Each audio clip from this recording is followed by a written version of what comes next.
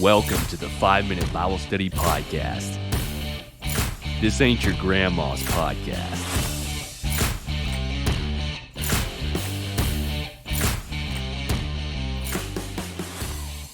Welcome back to the 5-Minute Bible Study Podcast. This is your host, Aaron Batty. I'm not going to be doing most of what I normally do on a podcast episode, as I'm just trying to get back on the horse right now. Haven't had a podcast episode in a couple of weeks. Try to put one out every other week on Tuesdays, but some stuff happened recently, and it's really got me out of my routine. So I'm just trying to get you some content out here, and it kind of relates to everything that's been going on. I call this episode 11, What Wayne Wiles Taught Me About Evangelism. A while back, somebody asked me to do a bit on evangelism, how to evangelize. There was somebody I wanted to get on the podcast in order to talk about that, but here recently I've been thinking a lot about a good friend of mine, Wayne Wiles, who just passed away, and thinking about some of the stuff that he taught me. And while as not all of this has to do with evangelism per se, he did teach me a lot of things that will help anybody be a better evangelist. And by that I don't mean that you were ordained to the office of an evangelist in the church, but just as a Christian, do your work of evangelism. So we're going to talk about, again, those things that he taught me, and there are basically 4 different things, 4 different tips. We'll walk through those. This is going to be very relaxed. Sometimes I'll edit the audio and all that. This is just going to be pretty much raw, uncut audio, and we're not going to have the normal segments that we do. So no Bible story night. This is the main dish. No foot and mouth syndrome. I just wanted to get some content out there to you guys, and I did want to share this stuff. Now, if you're listening to this episode, there's probably a 50-50 chance that you know who Wayne Wiles is, and maybe you know about what just recently happened. About 2 weeks ago, I think it was 2 weeks ago yesterday, Wayne is a member of the Chapel Grove Church of Christ where I preach at, but he's a longtime friend, like family to me and my family from Georgia, where I grew up. And he was trying to cross Highway 43 here in Summertown, Tennessee, and he was hit by a large RV/bus, and it killed him immediately. That was obviously very unexpected. So the last 2 weeks, I've been dealing with that, myself, also trying to help his family, his wife, his son, those that are very close to him. I was very close to Wayne growing up. He taught me how to fish. I went on lots of fishing trips with Wayne. He taught me everything there was about fishing, I suppose. And a lot of that I've kind of forgotten because I haven't actually been fishing with him in a couple of years. He and his wife and son just moved up, I think it was last September about. They moved up to this area to go to church at the Chapel Grove Church of Christ, mentioned before, and they had not been here that long. So I hadn't had a chance to actually go fishing again with him. I was really looking forward to that. There's lots of things that I was looking forward to doing with him. There's lots of stuff that he was looking forward to that he would talk about. And amidst all of that, I've just been thinking about him a lot and some of the things that you can learn from him if you were to just really think about who he was and what kind of described him is what I take away as things that really, if you think about it, will help you in evangelism. So we do want to keep this on theme. We're not just going to make this a tribute to Wayne. We do want to keep it on theme, something to do with Bible study or, in this case, evangelism. So if you didn't know Wayne, let me just give you a little quick introduction. Wayne was very redneck. He had a very twangy voice, southern accent from Macon, Georgia, that area at least. And Wayne was very unique. He could talk to anybody. That's actually one of the things that I want to bring out as a point to take away is that he would talk to anybody and everybody. And so I guess you can just get right into that. The first thing that I think he taught me was that very point is to talk to everybody. Now, I'm kind of introverted myself, and it's weird. Like, I'm introverted. I can be extroverted, but I think that pretty much describes a lot of people. When you're in a comfortable environment and at least you relate with the majority of the people in the room, you know the majority of the people in the room, you have very strong commonalities with them, then it's a lot easier to be extroverted and a lot more easier to be comfortable and to go up to somebody and introduce yourself. But when you are the unknown in the room and everybody else has the commonality and you're on the outside looking in, then it's a lot more easy to become introverted, to stay shelled in. Well, Wayne, it didn't really matter if he was the lone individual or he was with the group, as it were. He just didn't care. I mean, not even that he didn't care. He enjoyed talking to people genuinely and getting to know them. So it really did not matter if he didn't know anybody in the room. He was going to go up to them and talk to them. And one of the things that if you ever were to go to Cracker Barrel, which he liked to go to Cracker Barrel and eat there a lot, or Waffle House, we'd sit down or we'd walk by somebody and he would look at him and whatever was on their plate and say, "You going to eat all that?" And that was just his way of sparking the conversation. And a lot of the things that he said, he would say that all the time. "You going to eat all that?" A lot of it was intentional. And he had these little phrases that he would use over and over and over. If you were around him, you knew what those were. And he would use those to spark the conversation, just to get a conversation rolling, see if anything came of it. And sometimes he'd be talking and you could tell the person that he was talking to was just like, "Let me get back to my meal." But a lot of times those people, they were interested. How many people actually do that? How many people just talk to you who don't know who you are? In our society generally, the friendliness factor has gone down to where this is kind of related. So I live in the South still. I grew up in the South. Tennessee is the South. I lived in Oklahoma, the Midwest, for a while. And I moved there when I was 16. And when I moved away from Wayne and Lisa there in Georgia, moved to Oklahoma, it became apparent to me that people were not as friendly. Like back in Georgia, people wave at each other going down the road. You don't know who they are, especially on country roads. People will just stick a finger up, wave at you. By that, they how the one index finger up is like, "Hey, how you doing?" They say two index fingers are, "Hey, how you doing? Hope you're having a good day." And when you stick your whole hand up, that's like, "Hey, tell your mama I said hi." That's how kind of the code is in the South. I'm exaggerating a little bit, but in Oklahoma and the further out you go west, people they don't talk to you unless they are talked to. And so that kind of rubbed off on me to where I became less extroverted because I wasn't around Wayne as much and just because I assimilated to the culture around me. Coming back to Tennessee, people are friendlier in the country portions where pretty much I live now. I love living here just because of that. People generally are more friendly at the store or whatever. But even still, in the city of Lawrenceburg where I live, you go into Kroger and you cross somebody in the aisle, they may or may not talk to you. They may or may not just say something friendly when you make eye contact.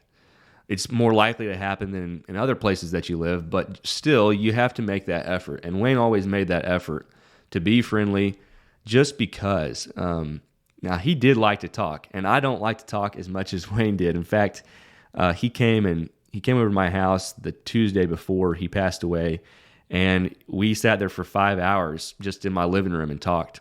And he did about 4.5 hours of the talking. Wayne loved to talk. Now, I don't love to talk that much or as much. And so I'm very liable to be talking with somebody and just trying to listen to, sometimes I struggle with what do I ask this person to get them to talk to say. Sometimes I try to just talk so that there's not that awkward silence and all that. But as a general rule, I don't just love to talk like Wayne did. Well, you don't have to love to talk, but you do have to be purposeful, and you do need to be purposeful about just being friendly to people, genuinely interested in the people. And when you do that, you're going to have opportunities. You're going to have windows to share the gospel. And if you're not friendly, then that's going to be a lot harder. That's where we reverted back to the digital age and reaching people on digital ads and stuff on social media. And that personal touch is not there anymore because we've assimilated to our culture and we aren't friendly as much. So I went back to Georgia when I was in college. Not every year would I go back to Georgia, but most years I would try to go back to Georgia and visit Wayne and Lisa. And I remember after I left there, I'd go with him on his job sites. I try to go whenever there was an opportunity we could go on a fishing trip, but sometimes I just went and we couldn't go fishing. He had to work, so I'd go with him on his job sites, and he's talking to everybody. And so when he's talking to somebody that I don't have a clue who they are, and he really doesn't have a clue who they are, I end up talking to that person. And so by the end of the trip, I was talking to a lot of people that I would not have done that on my own. that was just not me. I wasn't going to do that. But around Wayne, I did that. And by the time I left, it renewed in me the desire to be that, to be genuinely talkative and friendly to people, to just have conversations. I mean, even if don't even have an evangelistic goal per se, but just try to be somebody that's genuinely talkative. And then as the opportunity comes in, be evangelistic. But either way, it's just a good quality to have. It really is. You don't have to be annoying, but just to be friendly. People really do appreciate that, but it takes some, a little bit of risk on your part to put yourself out there, and the chance that maybe they think you're weird and all that. And that's what keeps us from doing that regularly. But if you do it all the time and it becomes habit and you just truly are friendly, then it really doesn't matter, if they reciprocate that or not. So I would just encourage you to be friendly. Now we're going to move on to the next point here in just a second, and we're not going to spend as much time on every single point. This won't be a terribly long episode, I don't think. But one of the evidences of his friendliness and the effects of that was at his funeral to me. At the graveside, there was this guy that I didn't recognize. He was an older gentleman. And so I was just trying to meet people and make them feel welcome and just try to figure out who they were. And this guy said that he only knew Wayne for about 4 hours. And I was thinking, wow, you only knew Wayne for 4 hours and you're here at his funeral. Like, tell me more. And he told me that this gentleman, I think his name was Dwight, I have it written down somewhere. He was camping in North Georgia. He and his wife camped up there every year for long periods. And Wayne's sister and brother-in-law would camp up there for like 6 months at a time as well. Well, this man, I think we'll just call him Dwight, he had a mother who was very old and feeble there at the campsite. And Wayne's sister had told them that, hey, my brother Wayne plays the guitar, he and his son Jesse, and they'll come up here and play for him if we'll ask him to come. So sure enough, Marilyn called up Wayne and he said, yeah, we'll come up there. And Wayne and Jesse come up there and played for this man's mother a guitar and sang. If you ever listen to Wayne sing, he's not going to win any awards probably, but I enjoyed it. He had a good voice, as far as I was concerned. He sang with his heart, and it just sounded good, even if it wasn't American Idol. And he did that, and just that time that he spent to drive all that way, it was probably 2-3 hours to drive up there, and that effort to be friendly and to just be a genuinely nice person affected that man so much that he came to Wayne's funeral. And he had to drive a couple hours to get there, but he did it because he was that touched. I thought that was pretty impressive. There was another couple from southern Georgia that Wayne did a lot of work for him. He was a carpenter, and I remember he became friends with the man. I won't mention him by name in case they're embarrassed and they hear this by chance, but they drove 5 hours and stayed in a hotel overnight to come to Wayne's funeral. And, people might do that if it was their family member, but people don't typically do that for just a friend.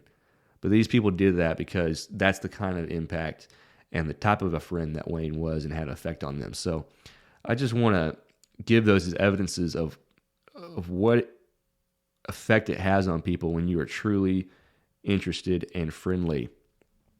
I'm not an expert at this. I'm telling you this, what I've learned from Wayne and what he inspires me still today to be and do in just being a better person. The next thing that I'll bring up is talking. Actually, let's skip that one and come back to it. Focus on your strengths. Focus on your strengths. One of Wayne's favorite books. Now, he read the Bible. If you went to his bathroom, he had books laid open, and he had the Bible laid open. He would read. He would read on the toilet. That was one of the jokes I had. Did a little roast on him a while back. And one of the books that really he would talk about, if he wasn't talking about the Bible, was How to Win Friends and Influence People by Dale Carnegie. Wayne read that twice, he told me, maybe even 3 times. And he would always talk about Dale Carnegie's book. But then if you think about it, you're like, Wayne, why do you need to read How to Win Friends and Influence People when you're like the most friendly person in the world? But that was a testament to he wanted to be better at his strength, and he wanted to truly practice on that craft. And that's truly something to think about. You're not going to be good at everything. And maybe your major is not that you're the most friendly person in the world. Maybe you have lots of things that work against that, like you have really bad trouble with anxiety and being in crowds and all sorts of stuff like that maybe. But whatever your strength is, whether that is talking to people, whether that is, let's focus on the church, teaching at church, whether it's visiting people, helping people with the needs that they have, physical or spiritual, whatever the case may be, go down the list. Find out what your strength is and then major on your strength. I think it was Les Brown. I was listening to a motivational speaker a while back, and I don't know if he made this story up, but he said it makes sense. He was talking about a coach who took over this baseball team, and the coach was talking to the different players. He came to one of the pitchers, and he said, "What's your best pitch?" And the pitcher said, "Well, I have a curveball and a fastball, and I have a changeup." And the coach said, "I want you to tell me what is your best pitch." And so the pitcher was thinking about it, and he said, "Well, I have a pretty good fastball." And so the coach told him, he said, "That's what I want you to work on. I don't want you to work on anything else but your fastball for the rest of spring training or whatever off-season prep they were in." So the pitcher did that, and the pitcher the next year led them to a World Series title. He didn't tell the team. I'm not even sure this is a real story, but even if it's not, it's a true fact of life that if you will major on your strengths, you will you will take away the most potential that you have in whatever area of practice that you were talking about. So the motto, what's your fastball? And major on your fastball is something that I'll say from now on that you'll now know what I'm talking about, focusing on your strength. And Wayne did that whenever he read that book. He read it twice. He was already a friendly person, but that's something that he was like, if you could think of what was he the best at, I would say Wayne was the best at talking to people. And he wanted to be better at that. And he did. He wanted to use that as a way to share the gospel with people. And he did good at that. So I would encourage you to find what is your strength in the church, major on that. You can work on other stuff too. There's nothing wrong with that. You do need to get better.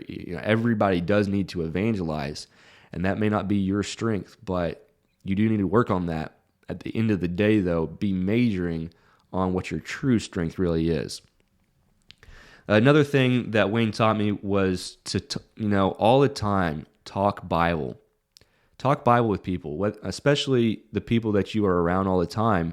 We can get into ruts and routines of just talking about monotonous, meaningless stuff.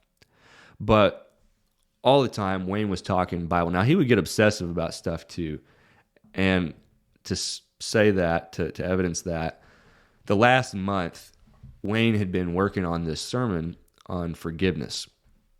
And he had a notepad, and every single time, if I called him up on the phone, I would call him up at least once a week, he would always bring up this sermon that he was working on. He'd be either restating some point that he already stated 15 times, but it was on his mind, and he would ask me what I thought about it. He wanted to hear what I thought about this or that. If we met each other at church and we were talking for more than 2 seconds, he would bring up this subject of forgiveness again on the Bible. When he came over to my house for those 5 hours, we talked about forgiveness some more. He was a little bit obsessive at times, but he was always taking the conversation in a direction of the Bible. And he would do this with people that weren't necessarily members of the church too. And that's an opportunity to open the window for biblical discussion and the gospel. But if you will think about how many conversations that you have with brothers and sisters that, again, are just meaningless, when somebody's taken from you as quickly as Wayne was, then it makes you think, at least it makes me think about those conversations. And I'm not saying that you shouldn't have conversations about stuff that's not necessarily important, but relatable, because we do need to relate to people and each other. And it's hard to have a biblical conversation when you have absolutely nothing in common with that person. It's hard to have an influential effect on them. So there is a benefit to being interested in things like sports and all that. But if the only thing that you talk about is like sports and just non-consequential stuff, then at the end of the day, you die and people ask, what was that person known for? And if there is no spiritual conversation happening regularly in your conversations with people, they'll read your obituary and it will have nothing to do with this person loved God and he loved God's word and he loved the church and all that. But people could say that about Wayne because he loved to talk the Bible. I was talking to Jackie Calvert on Sunday, and Jackie had just helped Wayne with some improvement projects on a little house he was working on. And Jackie would tell me, he said that he just would go over there with Wayne, and he was retired. He didn't have to, but he went to help Wayne out every day for about 3 weeks on this house. And Wayne was always telling some story, but most of the time he was talking the Bible. And that's just how it was. If you were around Wayne, you were going to be talking the Bible. Even if you didn't know anything about the Bible or you didn't necessarily even want to talk about it, he would always take the direction there. And as a result, he talked to a lot of people about, invited them to church, invited them to come visit us, he would say, and spend some time with us. And that's something that we could definitely do more of. And a lot of times we don't want to talk to the Bible. I say this from experience. You get hesitant to bring up the Bible with people who you don't know. But just make it casual conversation and just make it part of what you do. That takes practice. And this is something that I have to intentionally practice, and I am going to intentionally practice this as a result of walking the walk of what I'm talking to y'all guys here. Trying to be better, trying to be more like Wayne in this respect. Just try to bring it up with the person that you see regularly in the grocery store, or maybe it's where you go to get coffee. Like in my situation, I go to this coffee shop a lot, or go to the gym. There's a couple of guys at the gym that we always talk Bible. Try to make those people that you have regular contact with, turn those into biblical conversations. And that's where you can practice this. And then the fourth thing that I'll bring up that Wayne was really good at, that taught me more about evangelism and just how to treat people, was to spend time with people and putting an emphasis on spending time with people. This is perhaps the one that I've thought about the most, really, so I've left it for last, but the importance of spending time with people. He would call me up from time to time when I lived in Oklahoma, and he'd say, "Come out and see me. When you come out and see me." And his wife actually reminded me, Lisa reminded me, when we were at their house following the funeral, that she said, who ever did Wayne call you up and say, "Come out and see me," or he would say, "Come out and see me, and I'll pay for your gas to get back when you're done." And that was a genuine offer. He had offered me that before, and he just wanted you to come and spend time with him, and that was important to him. It was also manifested in how many people said that Wayne would just call him up and talk to him periodically. He was good about that. Spending time with people, if it's long distance on the phone, just to chat. If there's no other point than just to chat and just let them know that you were thinking about them and that you just wanted to talk to them. That's important. That really touches the person's heart, and it's truly something that people appreciate. And there's a difference between doing this as a matter of flattery and doing this out of a genuine heart. And Wayne did it out of the genuine heart, and I'm encouraging you to do that, not out of flattery. But I noticed since Wayne and Lisa moved up here last year in September-ish that I hadn't spent as much time with him as I had wanted to. And so in the last month, really more the last 3-4 weeks that he was alive, I had them over to my home. I thought I'm going to put more emphasis on just taking the time and spending time with them. Invite them over for dinner one night. One Sunday afternoon, just went over to their camper to where they were living, just visit with him. We visited for like 3 hours. That Tuesday following was the Tuesday where he came to my house for 5 hours, and we just spent time talking, and that's all it was. Just time together. Because when you get to the end of life and that person is taken from you, and you realize that, wow, yeah, you're a really busy person, and you might have gotten a lot done in whatever you do for work or whatever. But then when those people are taken from you and you didn't take the time to spend with them, just time, then you can say that I love you, but when you spend that time with them, that's when it really lets them know that you do love them. And I was glad that we got to have that time spent together toward the end there, but I really wish that I had started that before and not waited till the end. Nonetheless, I do think that it has been effectual to me that I started doing that toward the end, so that when he was taken away, it really brought to light the importance of spending time with people for me. And so if there's people out there that you know that you need to spend time with, people close to you, people not close to you, do that, and just make the effort. you just got to do it. A lot of times we're really busy, but you're always going to be busy. And there's a lot of things that don't have to get done today. They can wait till tomorrow, because tomorrow is not even guaranteed. And you have to just remember that. And with the passing of Wayne tragically in that car accident 2 years ago, not even 2 years ago, Tory Blake was taken away. He also went to church with us, and he was killed in a tragic car accident. Same way, it was almost identical. Tory was a lot younger too. Wayne was 61. Tory was like 36. Both these people did not expect to be driving down the road and killed just like they were so quickly. And they were ripped from our lives. And whenever Tory died, it just made me think nothing really else matters. A lot of the stupid stuff that we focus on and spend time and talk about, it doesn't matter. And then when Wayne died, it just reiterates that for me. A lot of this junk just doesn't matter. And so, for example, like when I'm at church and I'm leading a song and I'm worried about my voice squeaking, and it actually did squeak on Wednesday, it doesn't matter that it squeaked. And just sing with all your might, even if you know you're going to squeak, because, so what if you do? What if it's embarrassing? What if people think, well, wow, that was embarrassing? It doesn't matter. Like, they're not going to remember that next week, probably not even in the next 2 hours. So who cares? Just sing with all your might. That kind of came out of nowhere. I'm just talking about stuff that doesn't matter, things that we let limit us, that truly, at the end of the day, if you were taken, or that person is taken in a tragic car accident or some other way, or Jesus comes back again, a lot of the stuff that we let keep us from doing what we know we need to be doing, it's silly. It doesn't matter. Talk to the person in the restaurant. Hey, you're going to eat all that. Spend time with people, even if it means that you don't get everything done on your to-do list. Talk Bible instead of talking about monotonous, stupid stuff all the time. And in the process, major on your strengths, because you can glorify God with your strengths more than you can not wasting your time, but spending it on the stuff that is really, you're never going to be truly strong at. Spend a little bit of time on the stuff that are your weaknesses to improve those, of course, but really focus on your strength so you can make the most gains out of your ability and character.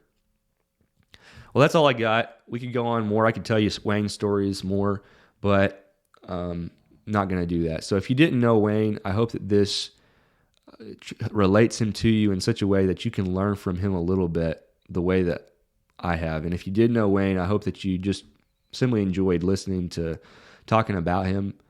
Perhaps it's therapeutic for you. I still think of him a lot, and I miss him every day. I hope that this inspires you to learn from the same things and same parts about him that I learned from. I consider him a man of God. I consider him a best friend. And out of all of that, somebody that I can look back to as an example of somebody that I want to be like. Well, that's all we got on this episode. Next episode should be either an interview with Trevor Calvert on habit forming or Chance Dyer on things that he has learned since becoming a Christian. One of those two will be the next episode. I'm not sure. We're going to be recording a couple of interviews next week. So we'll see you next time on the 5 Minute Bible Study Podcast.